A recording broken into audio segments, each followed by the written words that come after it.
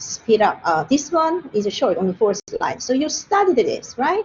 And then there was a question of asking, where is the Lady Dai? Did you click? Right here in the middle? I hope you did. Lady Dai standing right here. So it's a continuation, but the funerary custom will change a lot in the Six Dynasties and afterwards. So first, after Han Dynasty, there were 3 kingdoms. The great Han Empire was divided into 3. And during this period, although it's really short, you have amazing epic stories of heroes. Heroes of Wei, heroes of Wu, heroes of Shu. They were battling so much in order to make a united country, but that effort failed. But it is a period of many, many heroes. You can search for like the epic of the 3 kingdoms in China. And then the Liang became a little bit condensed into the southern part of Yangtze River, and then the main area where Xi'an was, the capital, right? And then the Yellow River is flowing. This area was occupied by Northern Wei. There used to be some other, but eventually it became Northern Wei. And they were powerful rulers in the 5th and 6th centuries. But previously there were a lot more. That's why we call this as 6 dynasties. So because the society is so chaotic, every 30 years or so, there will be a new people coming in and warfare.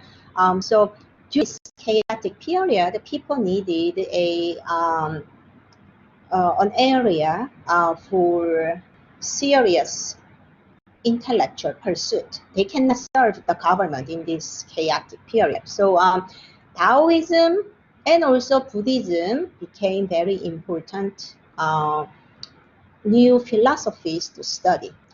Taoism and Buddhism. People more and more, they are going to cremate their body. Do you know the word cremation? So instead of preserving the entire body, the way we've seen in Lady Dai in Han Dynasty, they are now going to burn the body and put the ashes in here. So that's more like an influence of Buddhism. And then in Northern Wei Dynasty, for example, there is an important evidence that shows us that the Tuoba, the nomadic tribe of Tuoba, learned Chinese values, Chinese philosophies, and then tried to adapt those into their own living. And that is this artwork called wooden screen. It's a wooden screen. As you can see, there is hinges, and you can have more, so it's continuous. So it is large wooden screen, and it has a painting over. So here what they are showing us is Chinese anecdotes of filial sons and virtuous women of antiquity. So here what antiquity refers to is, remember Shang Dynasty? What else can you remember after Shang? Yeah, Zhou Dynasty, that early period, right? And after that, Zhou Dynasty became spring and autumn, right? And then there were warring states, and then what comes? Han Dynasty. So you are going to see examples of these Chinese antiquities, the sons who really cared for their parents or ancestors, and then the virtuous women who really made contributions to the empire or to the family. You're going to see that kind of stories. So in a way, Tuoba people were teaching their next generation the Chinese values. So what happened? Eventually, Northern Wei Dynasty disappeared. There is no more Tuoba tribe. Then what happened? They studied the Chinese. As they live longer in the mainland, they lost their ethnic identity. Do you see what I'm saying? Like instead of celebrating their own holidays, they're going to celebrate Chinese holidays.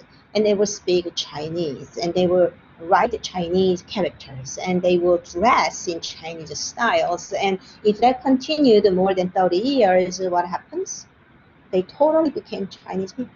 So there is no more a separate group that claims to be Toba. So that was a short lecture on Six Dynasties. So now I want to go to Tang Dynasty. So Tang Dynasty is again very strong unified country, and the territory is one of the largest in Chinese history. So that dotted line, as you can see here, these are the Tang Dynasty. And during the Tang Dynasty, we've seen the map, right? They created one of the most glamorous capital in Asia, and this is the other territory showing.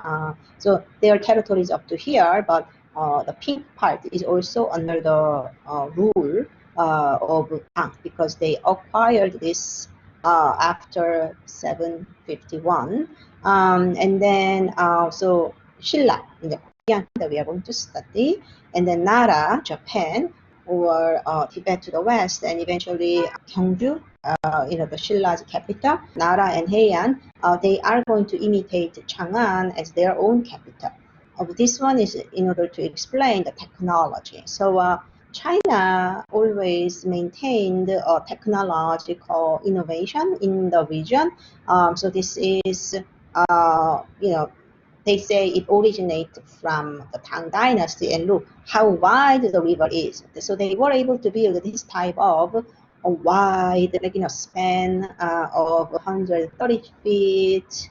And then the bridge itself is width of over 30 feet, like this massive, strong bridge was able to build with stones. So they had this technology. You see the arch, right? It's somehow, they also created the empty space in between, so that it became a little bit lighter, but it is also functional.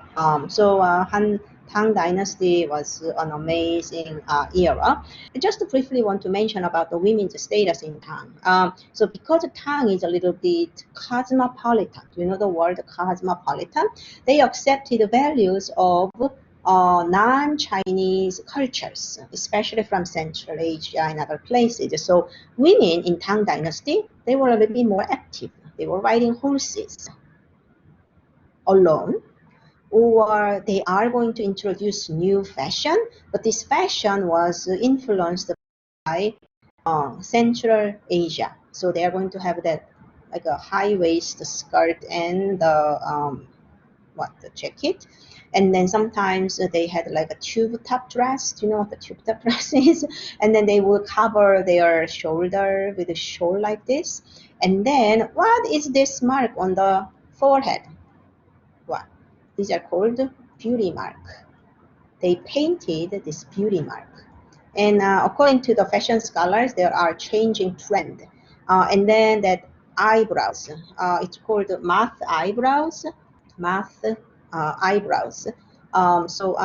That is more like a dark eyebrow. Again, they shaved their own eyebrows and then painted over, and then red lips. So they put the makeup, and they had like a foreign style head decoration, and these are also in a Chinese silk patterns. It is totally different, exotic fashion, popular.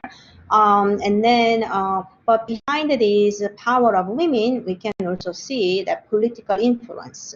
In Tang history, we have an empress, like a woman who served as an emperor. And in this case, Wu Zetian, she was not even the daughter of the emperor.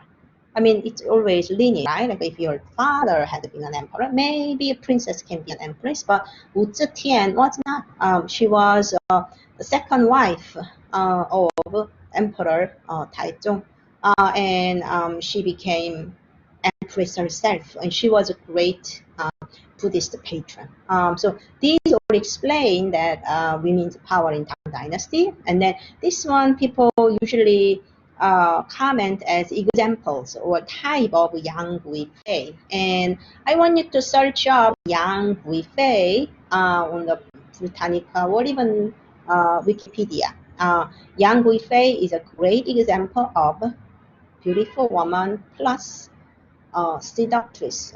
another word is seductress. So in Chinese official history, Yang Guifei is often described as a woman who ruined Tang Dynasty.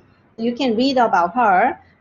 It's not really related to our art, but overall in the general, can I say, history development, and you can read more about Romance of the West Chamber.